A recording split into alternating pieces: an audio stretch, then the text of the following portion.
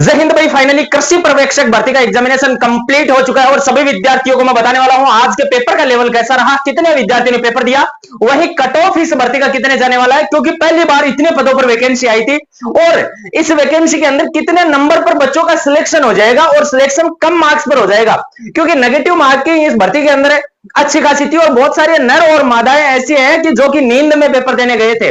चलिए पूरी जानकारी इस वीडियो में लेते हैं, अंत तक देखिएगा, चैनल को सब्सक्राइब कर लीजिएगा अगर आपने कृषि पर्यवेक्षक का एग्जामिनेशन दिया तो, क्योंकि इसके आंसर की वगैरह सारी डिटेल अपडेट एकमात्र YouTube channel PR Jat YouTube channel पर मिलेगी आपको।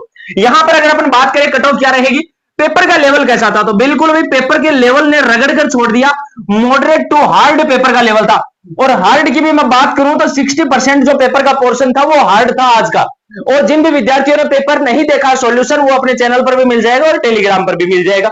यहां अगर मैं मॉडरेट की बात करूं तो लगभग 30% पेपर का लेवल मॉडरेट और इजी की बात करी जाए तो केवल 10% पेपर का लेवल है वो इजी था।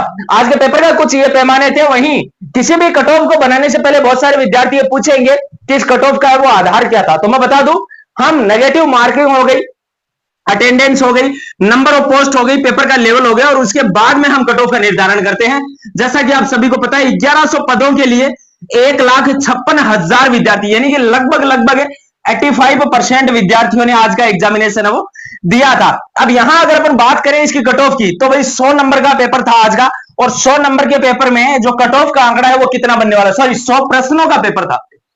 कितने प्रश्न थे आज के पेपर में, 100 क्वेश्चंस का एग्जामिनेशन था और 100 में से कितने क्वेश्चन आपके ठीक ठीक बन रहे हैं नेगेटिव निकालने के बाद में, तो आपका इस भर्ती में सिलेक्शन हो जाएगा। क्योंकि देखिए भाई पेपर का लेवल भी तो मॉडरेट टू हार्ड था, अटेंडेंस भी 1,56,000 विद्यार्थियों ने पेपर दिया।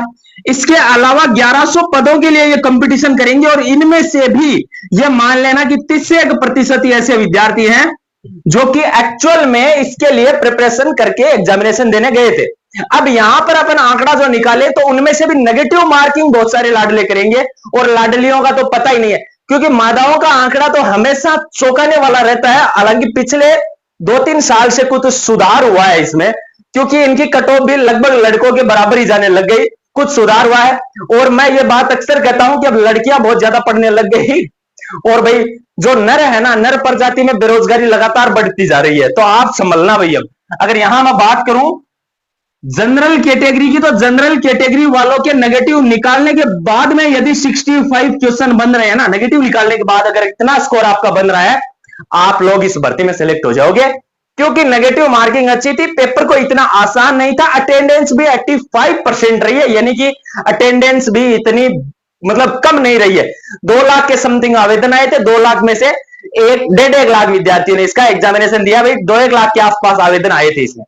यहां अगर बात करी जाए ओबीसी कैटेगरी की तो वही लगभग 62 क्वेश्चंस के आसपास यदि आपके सही है आपका सिलेक्शन हो जाएगा।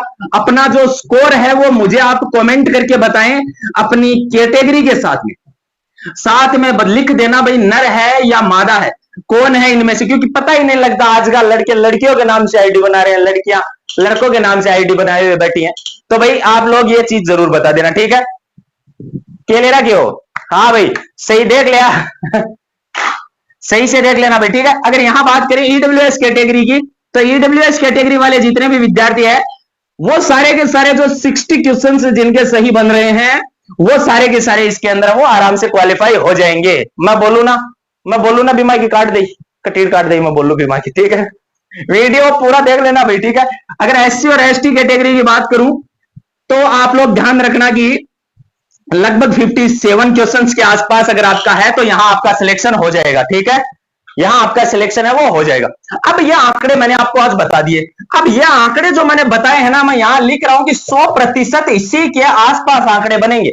यहां हो सकता है कि 1 से 2 क्वेश्चंस का डिफरेंस आ जाए, बाकी पीआर जाट यूट्यूब चैनल पर बताए गए आंकड़े मुझे ऐसा लगता है कि डिपार्टमेंट कॉपी करता है, ठीक है। हम जो आंकड़े बताते हैं वो एग्जैक्ट एनालिसिस के साथ में बताते हैं और इसीलिए आपका प्यार और सपोर्ट मेरे साथ में इतना जुड़ा हुआ है कि मुझे कभी कभी तो यकीन नहीं होता कि मैं इस काबिल था या नहीं था।